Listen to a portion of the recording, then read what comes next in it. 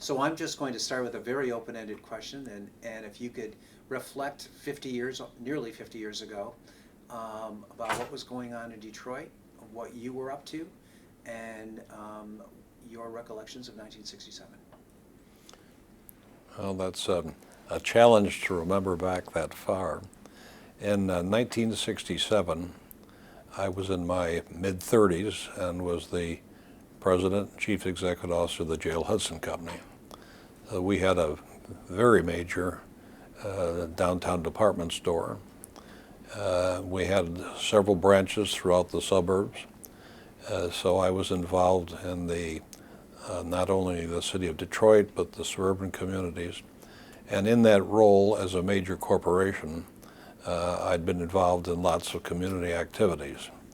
Having said that, you're now interested, I'm certain, in what happened in July of 1967. I had fortunately been invited by Bishop Emmerich of the Episcopal Diocese to join a group that he had chaired for several years of people from all walks of life. It wasn't a corporate organization at all, but it was people that were in leadership of some form in the community. And it was balanced racially. And it was an interesting exercise for me because I could tell, as anybody could, that Detroit had a lot of challenges. There was unemployment. There was a lot of movement of people out of the city of Detroit, migrating to the suburbs. There were incidents. There were problems with police community relationships, all of which, of course, played itself out when the insurrection or riots or problems developed in July of 1967. I was typical of many people that not only was active in the city but lived in the suburbs. And on that night when the blind pig exploded into a racial incident was all news to me. I wasn't aware of it until the people would say, you better put on your television or your radio to find out what's happening in downtown Detroit. That had an impact on our organization at the Jail Hudson Company as well as myself. And I had no involvement in any activity Sunday or until Monday morning when I convened our management team for a meeting to review what has happened with Detroit and what, if anything, we could do to be helpful in the future. And we had about 12 executives sitting around the table and coming up with possible ways that we could be useful, and also what we needed to do in terms of managing our own retail operations through that period. My secretary knocked on the conference room door and came in and said, Mr. Hudson, the governor's on the telephone, I'd like to talk with you. And I thought, well, you got to imagine it has something to do with the situation that's just developed, but I didn't have any heads up before that. And Governor Romney got right to the point, saying that the riot was evidence that the public sector was not respected, and there were problems that had probably not only at the state level, but at the local level, the city of Detroit, and that they felt, he and the mayor felt, that a private citizen should be invited to chair a group to wrestle with what had been going wrong and what possibly needed to be prioritized and considered for the private sector, the public sector, the community to move ahead. And there was not much I could say, but I have a commitment to the community. I'm very much interested in doing what needs to be, and I will accept what you have in mind. And then, Governor, beyond what you just invited me to undertake, what guidance would you have for this group that I'll put together? And he said, Joe, what I would like you to do and what we expect you to do is to organize a group. You decide who should be on it, with it, and we'll give you every bit of support we can, but we want to hear fresh ideas that come from an organization. So there was no marching orders except that I was mandated to chair a committee. Went back in and passed that news on to my organization, and 5 minutes later the knock on the door came, and my secretary said that Mayor Kavanaugh's on the telephone, would like to speak with you. So we went through the same thing again.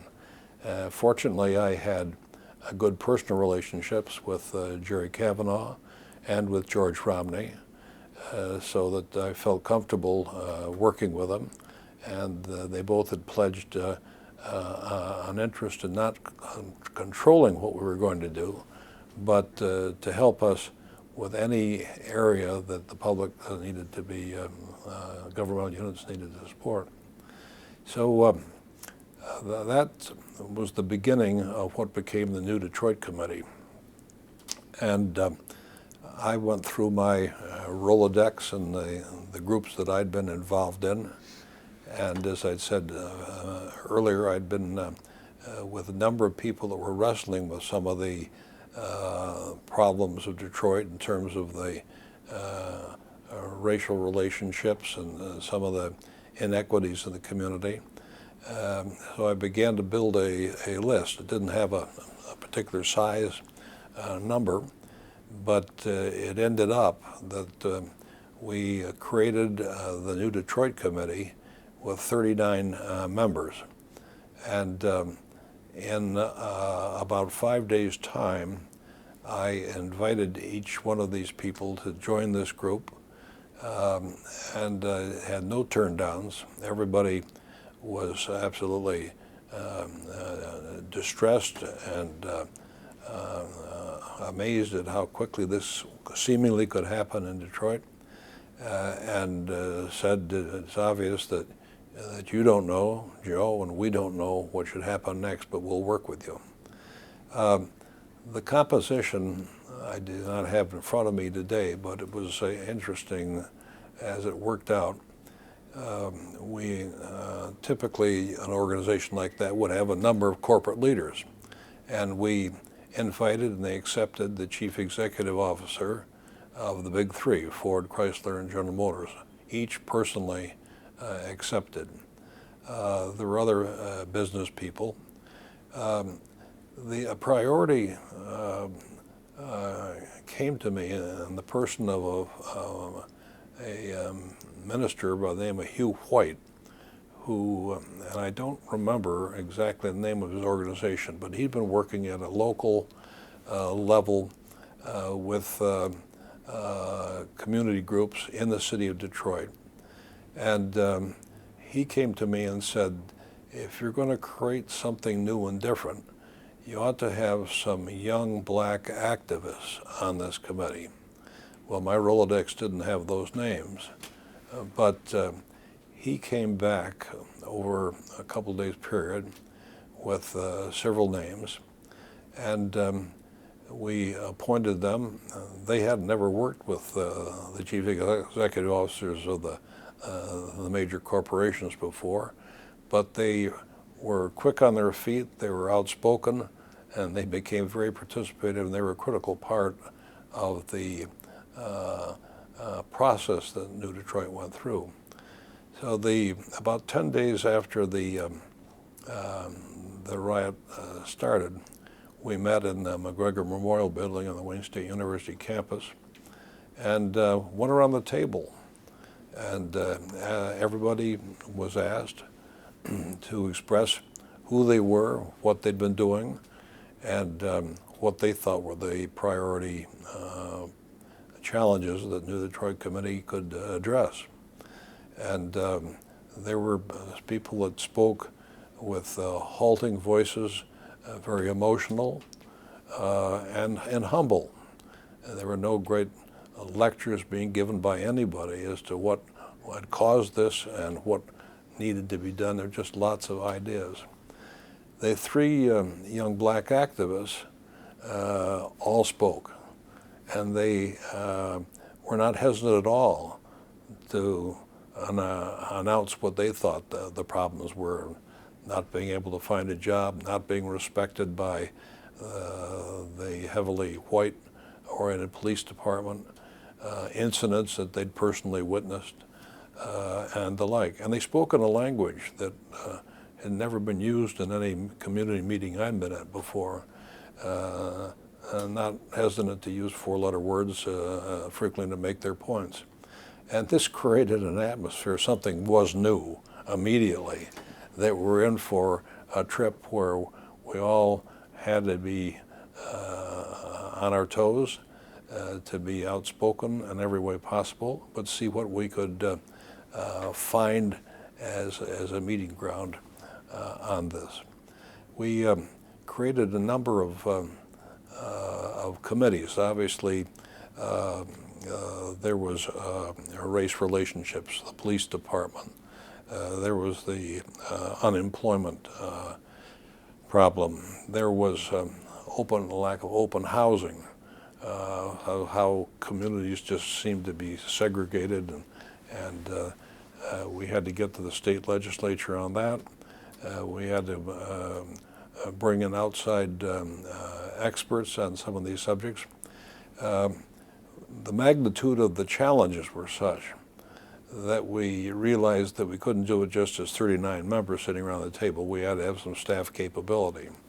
So I had been the chairman of an organization which was called, then these days, the Metropolitan Affairs Corporation. And there was a fellow by the name of Ken Mathewson,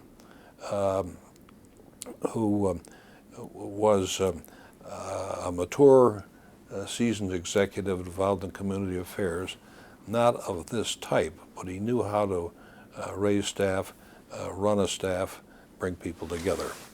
And after a while, that position was turned over. We recruited a fellow that you knew and probably had worked with years before, Bill Patrick, who had been a city council person, and he'd worked for Michigan Bell Telephone Company. And he was very, not only honored to work with us, but somewhat suspect as to whether this committee was going to be a face saver rather than an implementer. And we always had to, around the table, work with them to say that we're willing to go the new miles to discover what best might be done. After a period further, Walt Douglas succeeded Bill Patrick when he left. The major organizations, the automotive companies, volunteered staff who hadn't necessarily worked with all these problems, but were people with their best and brightest staff people, which would help develop the committee structure. And I can't remember exactly how many people we ended up with, but I think there probably was a staff that might have been about 40 people to penetrate these issues, so that we quickly got into a mode of having a meeting of the whole monthly for the 11 months of the startup of New Detroit. And then they broke down into, and I'd have to get my New Detroit Committee booklet. I saw it on my desk out there, but I didn't bring it here. But the number of committees we had a director or a committee member of New Detroit chair each one of these subgroups, and then recruited outside of the New Detroit organization itself experts or people that were in organizations that had known the situation firsthand. Now, incidentally, before I finish off how we organized, in the startup organization, where the president of the United Automobile Workers, the president of the AFL-CIO, so we had good labor participation from the start. And Walter Reuther personally was part of the process. We had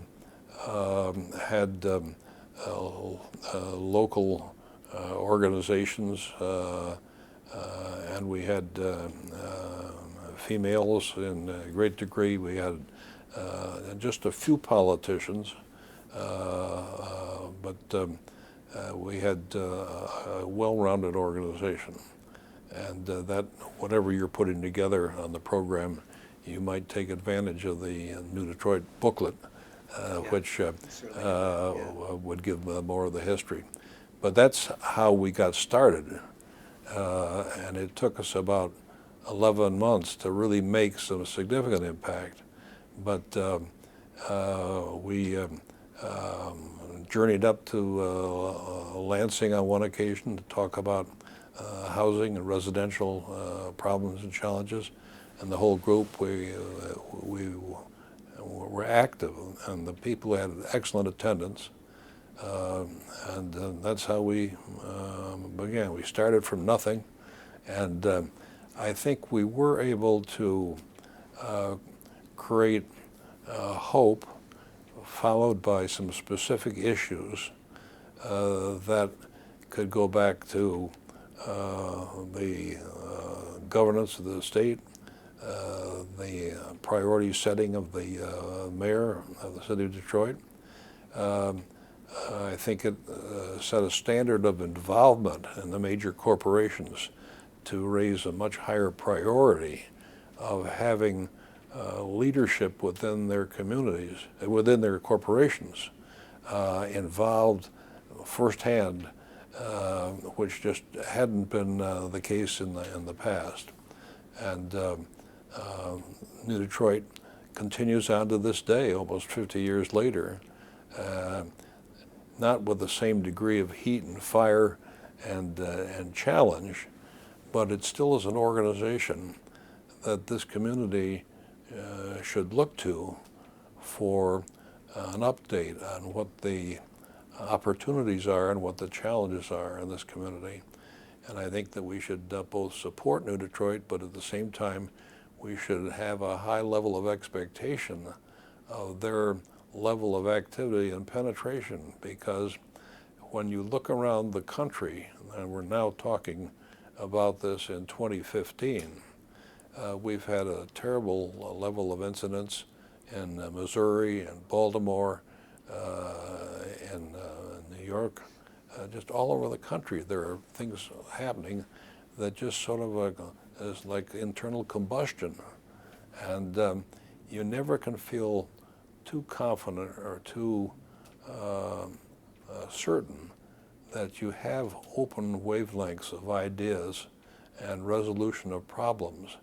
And I think Detroit is fortunate that it went through this very tough situation and came out with greater sensitivity. But 50 years later, I don't believe that the community is attuned to the fact that this kind of thing can happen again. And we should really pledge ourselves and commit ourselves to be more participative in everything that we're involved in. Can you perhaps verbalize what the call to action may have been back in 1967, 68 or whatever, or if you have a thought about what that might be today? Or the community. You're talking with an 84-year-old person who was deeply involved and influenced by it, but the specific actions, I'd have to go back and read the book with you. But I think the most important thing that happened out of all the little committee activities and the recommendations that took place was that the community-wide powers that be leaders of the religious organizations, the labor unions, the neighborhood groups, the corporate leaders were all involved. And they all recognized that there had to be a different way of life in their organization and in their daily life as to what would create more workmanlike and more outgoing leadership interest to make a healthy city, to make a healthy neighborhood. The corporations quite quickly reach into their organizations to find members of the minority community that could be elevated into positions of responsibility and to be in charge of reporting to senior management issues that the corporation could be involved in. And that rang a totally different bell than had happened before. It wasn't that people in the early 1967 and corporations or labor unions weren't aware of the problems. It's just they didn't think that it was their job to make that an issue to find out what they could do to reach out. And it just quite quickly became a different kind of community. We met, as I said, monthly. At the end of it, we were open to the press. And who was the guy that was open to the press? It was me as the chair. And those sessions would go for at least an hour after the meeting, penetrating both the specifics and what rumor I heard here or a rumor over there. And so a lot of it was putting down rumors of a revolution or hostile groups that were about to go violent and the like. It was quite a mystery to the populace, and particularly the rumors inside the people who lived in the city of Detroit were quite different than the rumors that were happening out in the suburbs. And they both had to be brought into some kind of an alignment. So there was very important to get to the bottom of police community relations issues, what was happening in employment, what was happening to try to hold the population of the city of Detroit by doing whatever could be done to make the neighborhoods secure, to not deteriorate and lose a population level that really could have really helped if we could have stayed there longer. I don't think we were very successful in that, but we were aware of that as an effort. Do you think that the summer of '67, or what role did the summer of '67 and the riots play in accelerating the emptying out of the city? I think the riots clearly, the population of the city of Detroit had been declining since 1950. So there was, for all sorts of reasons, some of them understandable and a lot of them just purely knee-jerk reactions on people that left the community. So there had been a trend going on for 15 years or so that the population was leaving. But it definitely accelerated following the riots in 1967. That is one of the kinds of things that as retailers we recognized was happening all the time, because to stay in business we had to follow them out with other things. We could tell the situation by the very dramatic fall off in traffic in our downtown store. Some people, some types of customers were actually afraid to come downtown. So that was a shifting situation that anybody that had a service business was dramatically affected. And then when that, in some neighborhoods, when they were affected so badly, they went out of business, or they thought they should move too with the people. That just had a further effect, negative effect on the health of the city of Detroit. Right. Yeah, that's as you say, you know, the suburban shopping presence has started in the 50s, not in 68. Right. You know, it was, so you followed that trend that was going on already. You know, you mentioned something about the formation of the New Detroit Committee and the involvement of young black activist types. And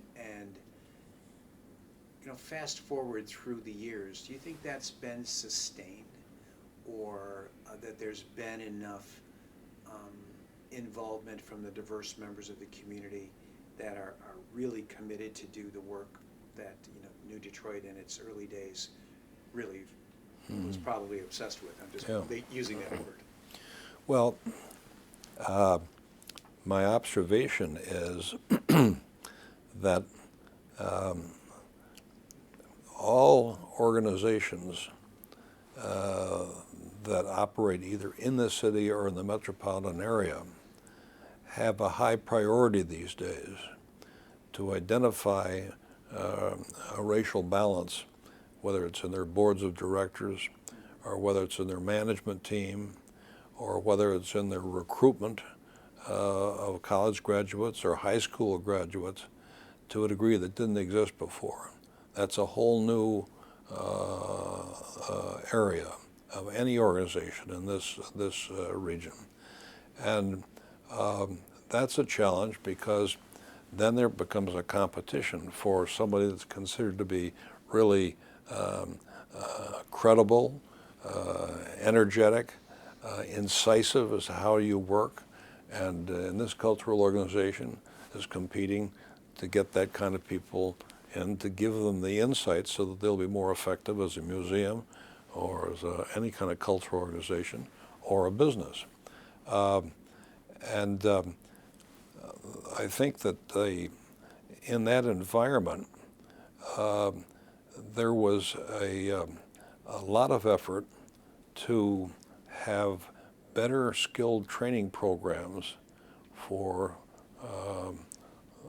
workers to work in factories or on the basic jobs.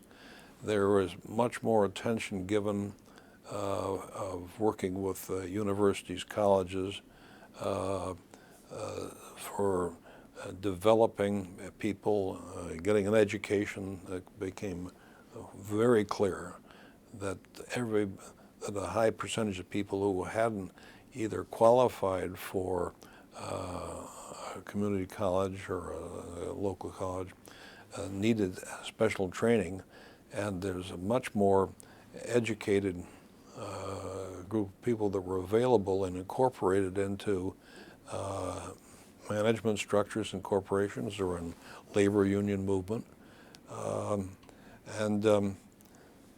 Unfortunately, a lot of the people that then got involved in professions, law firms, insurance, or whatever, that came from minority community, became married and had children, and they found the situation in large degree that continued to have the exodus from the city of Detroit, because they wanted to share in all the same kinds of situations of secure neighborhoods, neighborhoods that had good school systems and the like. So that still continues to a degree, but that's been healthy for the region as a whole. I've heard it said that there are some, and this may sound kind of crazy to say, but that's been one of the positives for some outcomes of '67 is the upward mobility in many cases of the African American middle class, and also the integration of the community, of the regional community, that as opposed to you could argue that helped accelerate that, which is a positive going forward. I think that's a definite plus that has come out of this. Yeah. Can you think of any other pluses that came out of it? Well, interesting, not as a matter of the major thing that happened, but one of the senior chief executive officers of an automotive company said, you know, we're seeing that around the country, other cities have built their central city more effectively, and we've got to have a development in the city of Detroit. We all have to contribute the money and get a whole center for office buildings and everything, and bring some of our staff downtown, and that was the foundation of Renaissance Center. That came, and it wasn't on its own all that important immediately, because the architecture was terrible. The Renaissance Center had a great big wall up on and that they said that was because that's where the heating plant was. Well, it just had a symbol of negativism, but it did get started, and of course that has ultimately become the headquarters of General Motors Corporation. And then there's been, and we wouldn't want to take credit from New Detroit for the grand bargain coming out of a situation, but I think the sensitivity within organizations, whether they're for-profit corporations or whether they're community organizations like Blue Cross or other community groups, to develop within the city of Detroit. And you now have, fortunately, developed in more recent times in Midtown Detroit, a very healthy situation. Young people moving in, and restaurants and facilities growing. Downtown is the same thing. You have a challenge to find a place to live, because the population that has come into Detroit is absorbing so much of the available population that we still have to work aggressively to find more apartments and more housing in the city. The biggest shortcoming, I think, and it was one of the efforts at the beginning of New Detroit, was to get into the educational area. And that has not been solved or hardly even dented. And there have been a number of different administrations. There have been a number of different governors trying to oversee and help the situation. And we still have a really substandard situation in the city of Detroit and this part of the metropolitan area of primary and secondary education of our citizens. And so that is left as a major challenge for this generation to really take and find the way. It's not just economic, but economics is a big part of it. And it's a management issue that is unfortunately true in many major metropolitan areas. There are a few really good examples, and that goes up as high as the presidential situation has tried to take on urban educational. There aren't many cities that have done very well by it. Right. Yeah, you know, in many of these discussions, it gets to respect, it gets to jobs, and it gets to education. And, you know, in terms of addressing the social ills, if you will, that still plague us today. Right.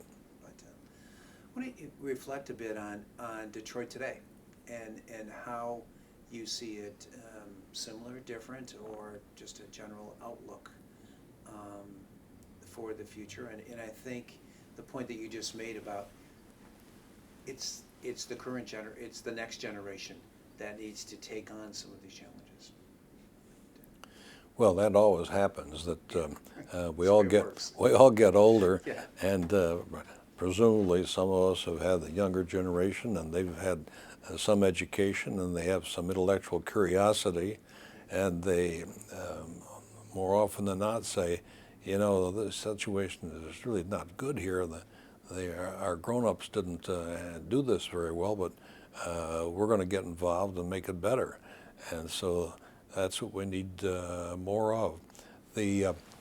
For Detroit, as I see it, the trend of population, of economic revitalization, jobs, the movement of opportunities into the downtown area has been significant. A long way to go still, but it's significant. Midtown is significant. They were helped by having the Henry Ford Healthcare Corporation, the Detroit Medical Center, Wayne State University. They had those anchors to build around. But that's rolling quite well these days. And the new wave seems to be people trying to figure out how they can bring some of that more to Corktown. The restaurants are all in Corktown. We all go there. But we have to find business anchors to step up. And there's some signs of that. But beyond that, you have to find areas in the out areas of Detroit to have the people living there feel that they have solid neighborhoods, that they are getting the services they need to from a city, that they have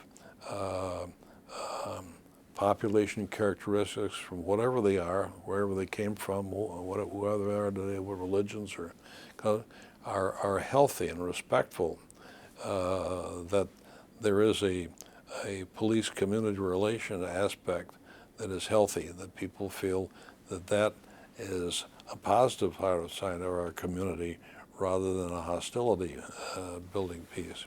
So the community has to move, and it's the whole structure. I think of what Mayor Duggan is overseeing. I think the organization he's put together to really get the attention of the people that can provide jobs, the people that can stabilize healthy communities, is working. But it doesn't happen just by snapping your fingers. And sometimes it takes a whole generation to change a mood on this. So in 50 years, we could have done probably a lot better. But in the history of urban relationships, I'm not sure that it's realistic to think that we would have done a lot better without. And now you've got a totally different mood in the city of what can happen, what will happen. You can look at any aspect. You look at the cultural aspect.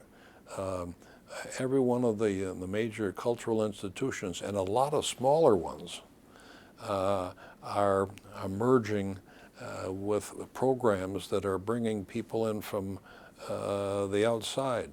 The buses of school children from around the region in all the institutions are much different than you saw 5 and 10 years ago.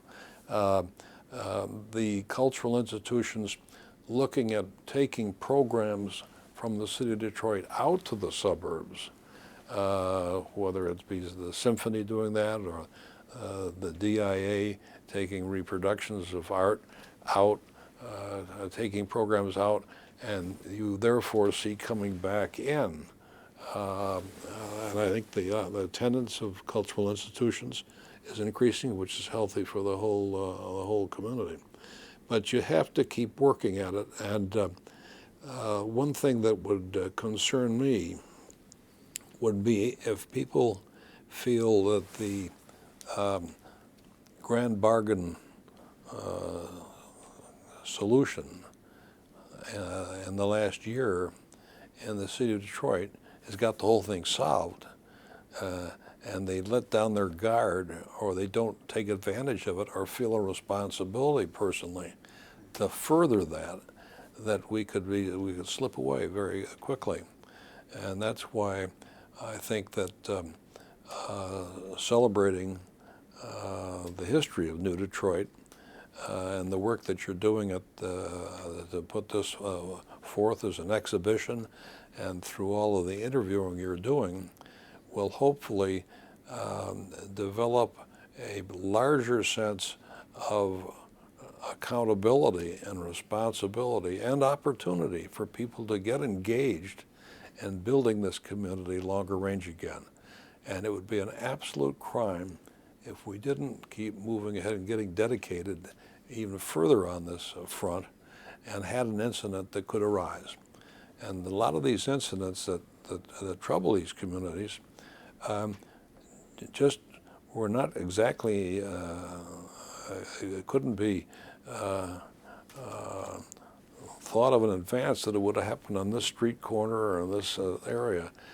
We've got a large amount of geography, and just a small incident can sometimes blow up out of control if the underlying spirit within the community is sufficiently negative that people feel this is a time they have to demonstrate. And I think that's what happened in '67. And it was, if it had been just something that happened in one small area, it would have been confined much more quickly. But it was all over a large population. And it was happening on the east side and on the north side and all around the center of the city. And even, when you start bringing in federal troops and state troops, that just compounds the problem, because that's an insult to the population to see that kind of control. So that's, I think, the opportunity that you have in the exhibition that you're putting forward here, is to get the whole region thinking about this, not as a scare tactic, but just in terms of building a healthy region. Well, on the positive side, it's very encouraging, and we've talked to many organizations. Tomorrow I've got a meeting at Temple Bethel with some of the folks there that are very interested in being part of this project, and not just sharing their stories, but far and away, the comments that I get are hope-filled. They're not accusatory. They're not pointing blame. They're not, certainly they're not sensational. Nobody wants to get into the goriness of it, Right. But really are very forward-looking. The part that we all struggle with is the disenfranchised folks, the folks that are hard to reach, the folks that are perhaps, we spoke earlier about how '67 resulted in some good things. We focus on Detroit, the growth of the black middle class, et cetera, but there's still a big chunk of people in Detroit that have not seen any good things, and if anything, have seen bad things. And how do you facilitate the communication and the accountability, and hopefully over time, it's not a snapping the finger, deliver some opportunity to them too? Well, I think that I'm glad to hear you working with that group, and there are dozens of groups that we need to work on from that point of view. I happen to live in Grosse Pointe. It's only 20 minutes for me to get to this office from Grosse Pointe, and I'm here. I'm eating meals, lunch, dinner down here all the time, and there are still in the Grosse Pointes a lot of people that wouldn't go down for a service or without having some concern. Carjackings. People are coming down now to go to the restaurants, and there are a lot more carjackings than people probably realize going on. So, that's got to be something that, unfortunately, there has to be some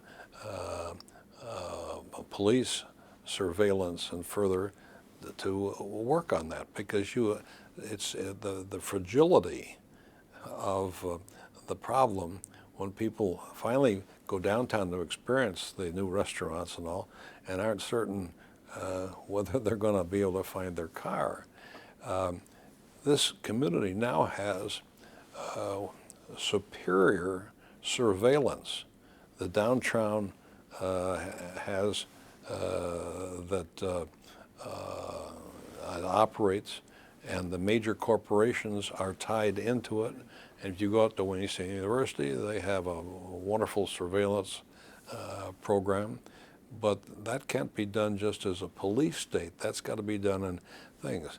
To have a situation that about, was it 2 years ago, of some young people from Grosse Pointe coming downtown and painting up the buildings. I mean, that's an educational problem and a sensitivity in a suburban area.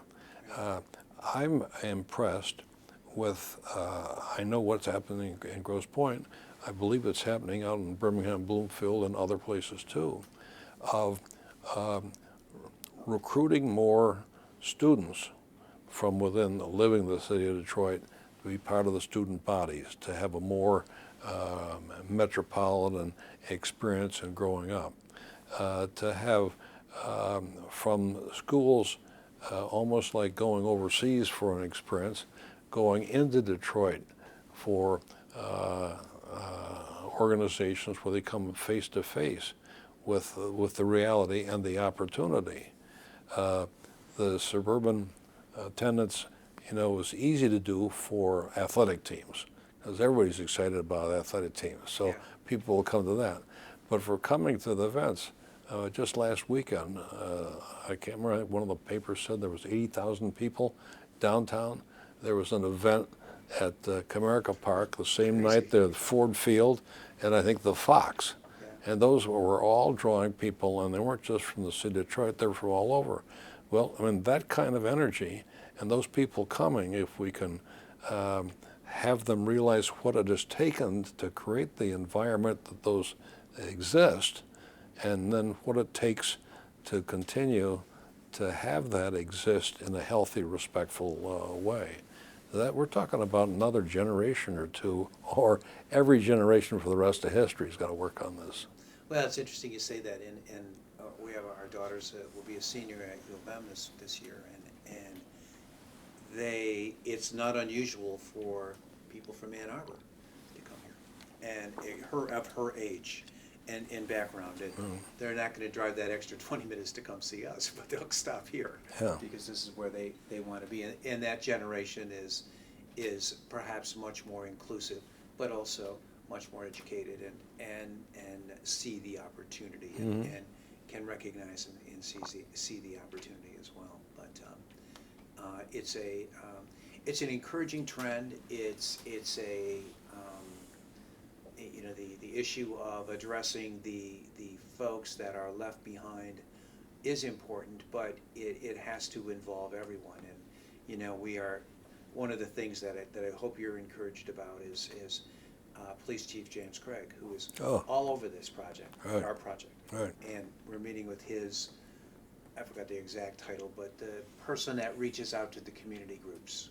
You know, so how can we not necessarily tell them the story of 1967, but talk about leadership and self-esteem and accountability and hope, and work with them and bring many of them perhaps to the Midtown who've never been, and to learn about that life does have a different path if you choose it. So he's been great, and we're really excited, as well as we're I don't know if you probably know, I think his name is Jamie Jacob from Macomb. Yep. Very interested in how do we bring it out there. Right. And we're working with the folks at the War Memorial, and so it's not just city; it's got to be regional as well. Absolutely. You know, if there's any trite phrase you can come up with, it's we're all in this together. Right. You know, any last comment about the importance of history and understanding our history? If you have any personal reflection on that, and how we might use that to move forward. One of the old saws you hear throughout life is that history repeats. Right. And that's true in population movements, it's true in culture. And what we are charged with and challenged by is to create an environment where the healthy flow of civic reorganization and urban revitalization has become a way of life throughout this region, and it keeps repeating itself and growing, and the people find more opportunities, more cultural diversity, more racial diversity, more opportunity, rather than repeating what happened in 1943 in Detroit, what happened in 1967 in Detroit, because it takes so much turnaround commitment and more difficult leadership to come out of those situations. And we need to find a way to take the Grand Bargain success, the revitalization of the city success, and keep rolling it out, having a new spread of success every year. And so the effort that you're putting into this program will only be as successful as you are certain to find that the newer generations of age that weren't really around in 1967 have an opportunity and feel they should take the initiative in making this a more healthy and growing community. And it just works on every front.